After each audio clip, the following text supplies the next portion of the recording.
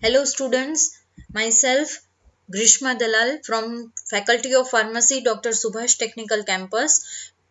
Today we are going to focus on centrifugation as I mentioned in my last video lecture. So first of all, we are going to see the basic things about what centrifugation is.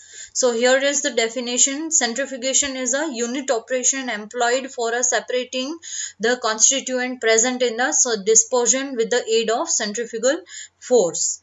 I repeat, centrifugation is a unit operation that is employed for separating the constituent present in a dispersion with aid of centrifugal force. So here what are you using? You are using centrifugal force, right? Centrifugal force provides the driving force for the separation.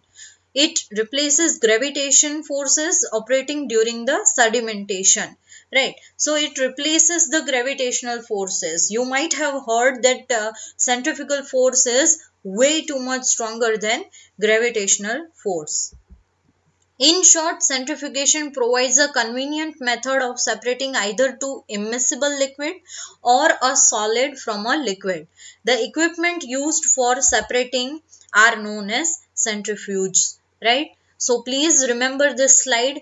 You can pause the video to understand it yourself. Read aloud the definition so that you get a proper idea of it, right? Next is process of centrifugation. Process of centrifugation is very simple. As I mentioned in the last slide, that the centrifuge, that is the equipment, right, is contains of what? Container which contains mixture of solid and liquid or two liquid that are immiscible, and they are rotated at very high speed, right? The mixture is separated into its constituent parts by the action of centrifugal force on their densities. A solid or liquid of higher specific gravity is thrown outward with greater force. Therefore, it is retained at the bottom of the container, leaving a clear supernatant layer of pure liquid. Here, when the mixture is introduced inside the equipment, that is centrifuge, it is separated into two parts, right, by the action of centrifugal force. Why? Because they are made up of, they have actually different densities, right? A solid or liquid of high specific gravity is thrown outward with a greater force. Whoever have the high specific gravity will be thrown outside, right? It's just like a tornado or a twister. Therefore, it is retained at the bottom of the container, leaving a clear supernatant layer of pure liquid. The speed of the centrifuge is commonly expressed in terms of the number of revolutions per minute or of the rotor. So here the basic things are on their densities. This is the most important basic principle of centrifugation. You need to understand that they are separated based on their densities, right? The second thing is revolutions per minute. The speed of centrifuge is commonly expressed in this term, that is, in short, you can also call that RPM, right? So now what we are going to focus is about the applications. The first application is in production of bulk drugs. Generally, centrifugation technique is used to separate crystalline drugs such as aspirin from mother liquor, right? Free flowing product result due to removal of traces of mother liquor and avoidance of any effervescence, right? So in bulk drug production, this is most important whenever you need to separate out crystalline drugs. The second is production of biological products. Most of the protein drugs and macromolecules are present as a colloidal dispersion in water.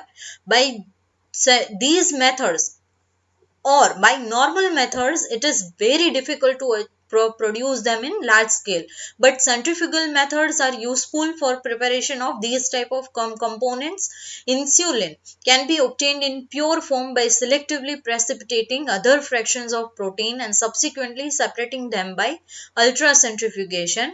Centrifugation is employed for separating the blood cells from the blood, right? So this is, as you can see, production of biological product mainly in separating the blood cells from the blood, right? So it holds a very big importance in this industry.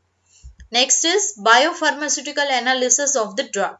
Drug present in the blood, tissue fluids and urine are normally present in the form of colloid dispersion. Centrifugation is used for separating the drugs. This method is essential for the evaluation of pharmacokinetic parameter and bioequivalence studies. So, the most important thing here is analysis of the drugs, right? You can easily perform biopharmaceutical analysis of drug which are present in blood, tissue fluids, urine, etc. Right? So, this method is very important pharmacokinetically and also in bioequivalence studies. Next is evaluation of suspension and emulsions. Centrifugation method is used as a rapid test parameter for the evaluation of suspension and emulsion. In your past semesters, you might have studied about basic about suspension and emulsion, right? Normally, creaming is a slow process in emulsion. This process can be fast by you can fast this process by inducing stress condition using a centrifuge, right? Because creaming is slow, you can speed it up with centrifuge. A stable emulsion should not show any sign of separation even after you are centrifuging at 2000 to 3000 rpm, that is revolution per minute at room temperature, right? Next is determination of molecular weight of colloid. Determination of molecular weight of any polymer is not possible by any random or usual methods. Ultracentrifugation methods are used for determination of molecular weight of serum albumin, insulin, methyl cellulose. Centrifugation or ultracentrifugation is also used for ascertaining the degree of homogeneity of the sample. For example, insulin is a monodispersed protein composed of two polypeptide chain, whereas gelatin is found to be polydispersed protein with fractions of molecular weight, that is 10,000 to 1 lakh, right? So basically you can determine the molecular weight of colloids using centrifugation.